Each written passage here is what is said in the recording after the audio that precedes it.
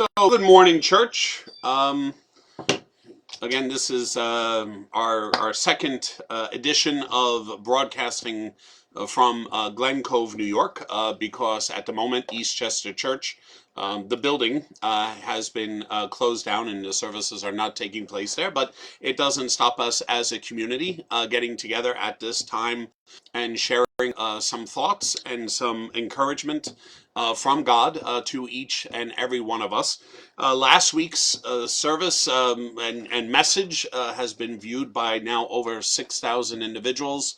I'm hoping that God has inspired what was the content of that time that we spent together to help and assist us as we all find ourselves in this unique place of struggling through what is this crisis and exactly what it is that we are called to do, as Christians during this time. Where is our faith? Where is our situation? Where is our strength at this point in time? And I know all of us truly are struggling right now, and there is an enormous amount of fear and anxiety and stress and worry. And I wanted us today to spend some time, talking about that among ourselves. There was an individual who said something the other day, and it really sort of bothered me because it was in a store, and he obviously knew the person who was at the register and checking him out. And it sort of caught me because he ended up saying, that this is God's way of thinning out the herd, is what he said. And I have to tell you, my gut instinct was, a significant amount of anger because there are people right now, regrettably, who declare themselves to be ministers of God, who declare themselves to be messengers, if you will, disciples, sent forth, apostles, sent forth to assist and to get people to know and to respond to God's love. And they're using this message of fear again, and this fear tactic to believe that somehow God, at this point in time when we are suffering and struggling is finding any type of support or any type of privilege or any type of pleasure in the state that we find ourselves in at the moment. It simply just is not true. I really have to indicate that anyone who is preaching a God way of quote unquote thinning out their herd, or if this is any way God's source of vengeance or retribution or punishment, well, clearly, one, they have not read the Gospels, and they do not know the story, the ministry, the mission of Jesus Christ, because according to what we know, Jesus's cross has forever and always redeemed us and has brought us into a deep, intimate, loving relationship with God. That is what we're called to. There is no need for God to do anything more than to recognize his son's death upon the cross as being the answer, the price for our redemption and our salvation. So all of this has been said and done already, in and through Jesus's cross and the empty tomb. So I just want to reiterate that, please stop blaming God for this situation, because from what I can tell, members of humanity knew that this was happening in certain parts of the country, in the world. They knew that this was happening, and there was an opportunity, if those people were more open, that this could have been better contained. This could have been worked on as a world nation coming together to address, what has become this pandemic, claiming so many lives. And so, this is in God. If you want to see where God is now, and people have emailed me and they've said, well, so much, which is always interesting because I don't really feel like I know a lot. I feel I have this relationship with God that is very real, and I've had this experience of God, but so have we all. But they say, so much. What if, where is God right now?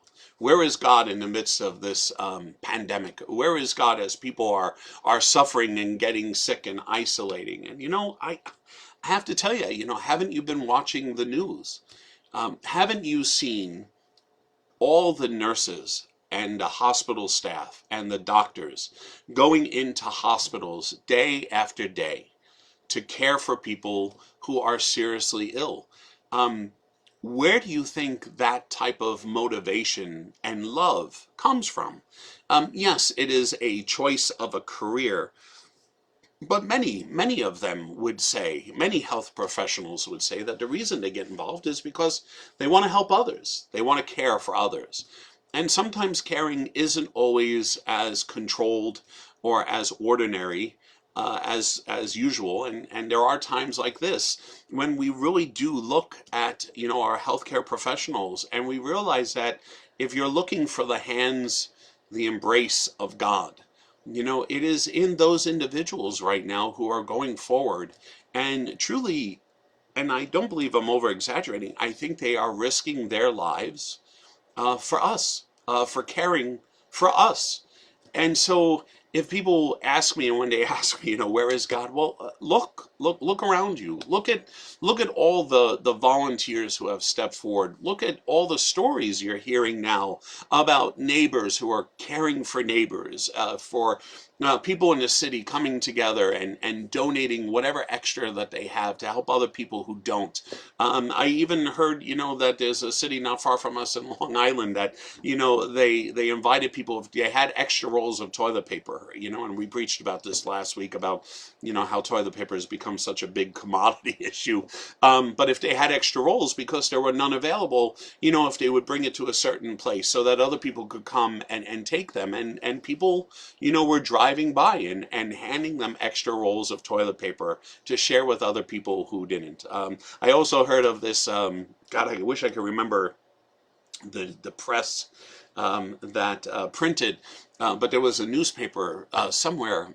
I think it was in the Northeast. I apologize, but the newspaper actually printed 8 extra pages of the newspaper with no print on it, so that people bought the newspaper, they would have the access to use the blank pages, as toilet paper. Well, let's all hope that it doesn't come to that. But I think there are enough signs of God working in and through us, and people claiming this call to compassion that we talked about last week in real, very real ways, right? There are landlords, and I'm sure you've heard these stories, but I think it's important to reflect on the positive that is happening. There are landlords right now who are not accepting the rent from restaurants that occupy their space, and they're asking instead that money be used to pay for, the staff that would normally staff and work for those restaurants. There's company after company after company arranging, millions and millions of dollars in funds, for their employees during this difficult time, recognizing that they're not going to be able to work, or they've been laid off, or whatever the case might be. There are so many scenarios, please, as a people, as much as you and I watch the news and we absorb all this negativity, which I'm not really sure is really healthy for us, but when we absorb all this, please also look for the positive. And when you start piecing it all together, you can clearly see that people are rising to the occasion. Look, times like this, there are two things. We either become the best of who we are as human beings, or we become the worst. And I think there's enough examples of both. But I would tend to say that what we see over the last week especially is a real call, and a response by people to rise to the occasion, to reach out and to care for one another and to give of what they have. And I have to say, that, as Christians, this is exactly the time and the moment that this is what we are called to do, to be compassionate. We are called to care for one another, to care for ourselves, to make sure we're being safe, make sure that we're doing all the proper precautions, make sure that we're also not putting anyone at risk, but also additionally, that there are plenty of ways that we should be reaching out and calling and talking to one another and checking on one another. This is proper to who and what we are. And I think what you're finding, and the reason why the narrative is shifting in the in the news is because, this always happens. And we talked about this last week, didn't we? We talked about how the first response we have is that we are fearful. We're afraid. We become very isolationist. We become very survivalist, and we're really very worried. But then we realize that, there are other people in need, and we look beyond ourselves. And that action of looking beyond ourselves, I believe, is God's grace. I believe definitively, is God's grace. Another thing that I just want to rebuff is that somehow, this coronavirus is impacting people and making people sick, who, God is directly punishing. I know it's sort of like what I was just talking about, but I have heard it said that this coronavirus will only impact people that, God is trying to punish. Please, let's move beyond all that. Please, I'm not sure exactly what God you are in relationship with. I'm not exactly sure what your thought process is. I'm not sure what you're experiencing when you're praying, but and when you're talking with God and being in relationship with God. But it is not the God. It is not the Father of Jesus Christ. And so, please, let's keep all that. In some other realm, because it's simply not, it is not part and parcel to our message of good news as declared and lived and sacrificed for, by Jesus Christ. I wanted to bring up one email, and it turned into a phone call this week that I received, and it came from the video that we put out last week. The email and the caller was asking me, you talk about, coming to God, returning to God, being in relationship with God, trusting God, holding on to God during this time. They went on to say, I don't go to church. I haven't been to church in a very long time. And as I listened to your message, which, by the way, was sent to me by a friend of a friend, and I just happened to get caught because on Facebook you could do those who are connected to others, connected to friends, to receive these types of broadcasts and messaging and stuff.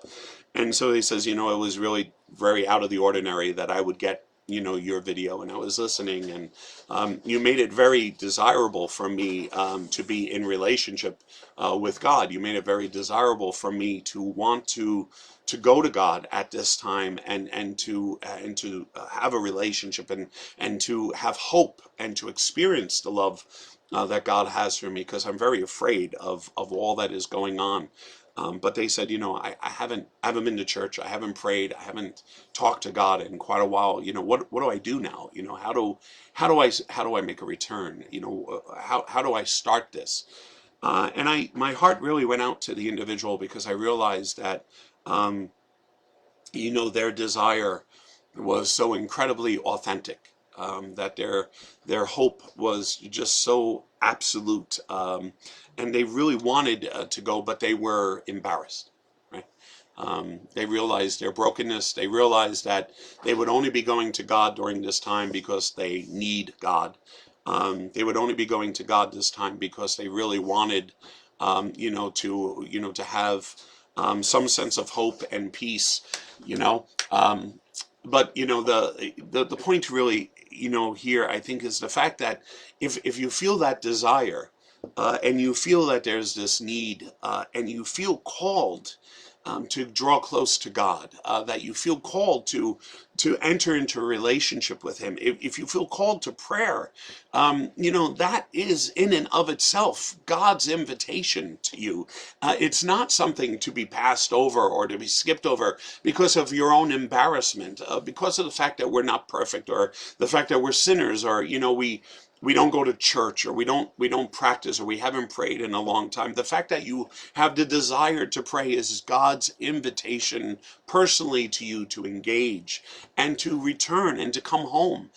It's not seen as something that should be dismissed or passed over because of our own brokenness and our own feelings of inadequacy, because honestly, all of us should feel inadequate about our relationship with God. All of us should feel as though we're always on the receiving end of God's love and grace for us. For indeed, that is clearly what we are. But, for this individual and for all of us, now is the time to hold on to God. Now is the time to hold on to faith. And yes, our churches, our buildings are closed. Yes, it is crucial and incredibly important for all of us that we practice, social distancing, that we keep our distance from one another because of the ability this virus has, to infect one another. So yes, but the building is not the church. The building is not equal to faith in God. Faith is faith in God. A relationship, a loving relationship, an honest, open communication with God is, the core, the foundation of who we are. As Christians, the buildings can stay locked forever. It wouldn't make any difference to those of us who are called Christians. And if you find right now that you find that without the sense of religion and all of that somehow you're inadequate, just set that aside. Just allow it to be what it is, and simply set it aside and focus your heart on Jesus Christ. Allow Jesus to be the centerpiece, of your experience right now. Let everything else pass away. There's nothing you need to do. There's no place you need to go. There's no preparations you need, to be in relationship with Jesus. There's simply not. All we need to do right now is to go to him.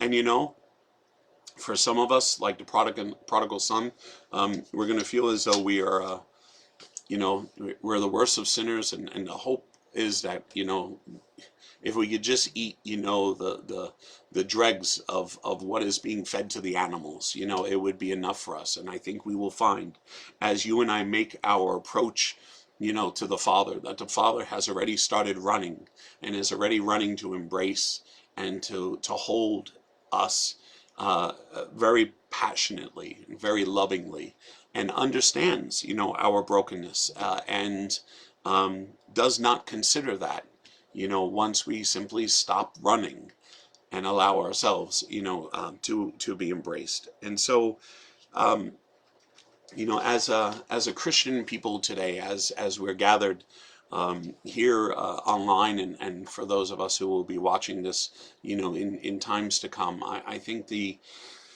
challenge for each of us right now is to hold on to God, hold on to what we believe.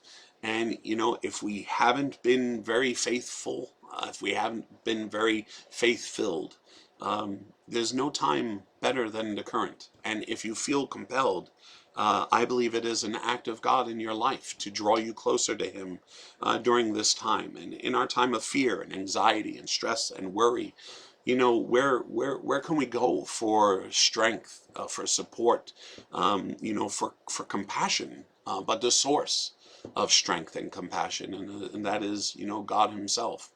So, as a Christian people, I continue to challenge us, to reach out, to move beyond our fear, to reach out to God, and to begin a profound relationship with him today, right now. Something? Let the news, pass a cycle. You could not watch the news for an hour. It's okay. When you come back on, I assure you, it'll still be there. The numbers will simply rise, and you'll see that there is more and more good being done to try and address and to alleviate the suffering, and that's all positive. But, for that hour, instead of being glued to the TV, maybe we should take the time and allow our souls to bask in the presence of Jesus Christ. I've preached about this time and time again. No one who has come into contact with Jesus has left untouched, not transformed, because of the encounter they have with him. And it is really that simple. Please, let's not make this complicated. All we have to do is allow ourselves to be in the presence of Jesus.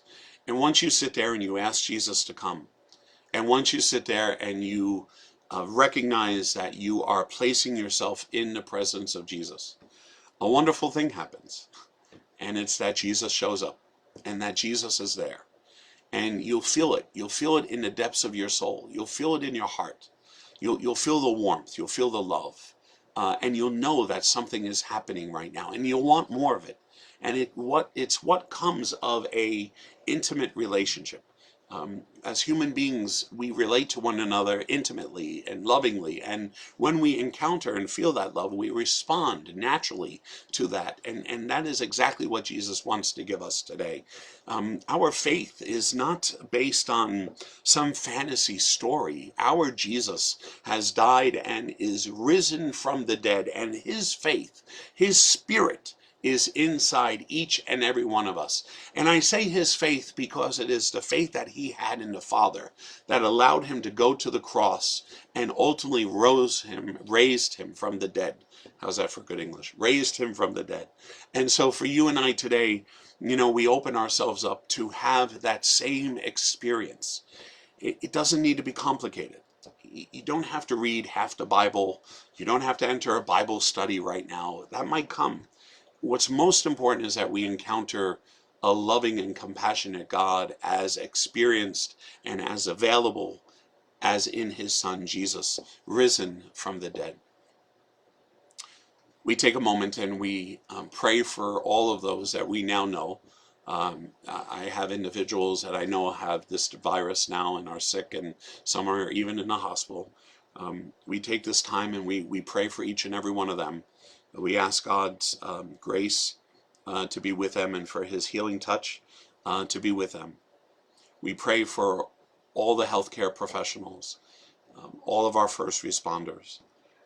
We pray for those who have recently been called to return to work in the healthcare profession. We pray for they who are willing to make the sacrifice for the rest of us. We pray for retired nurses and doctors who now, by the hundreds are responding to the call to go back in and to report to hospitals so that they can provide, support and assistance to the hospital infrastructure that exists in our country, that they be blessed for their graciousness and for their generosity, that God continue to strengthen their resolve and to allow all of those healthcare professionals to feel a moment of incredible strength and conviction in what it is that they're doing, and that God would act to keep them all incredibly safe and free of any disease or virus. We pray for the world and for all of us who are afraid, who are scared, who find ourselves uneasy and nervous. We ask God, to be with us at this time, to give us strength beyond our own ability to have strength, and that God would use us, you and I, right now, as his arms of compassion and care and love for other people in our lives. There's no tremendous heroic act that needs to be done by any one of us, but collectively, if you and I care for one person, just imagine how many people will be touched, cared for, and loved by us. God bless you all.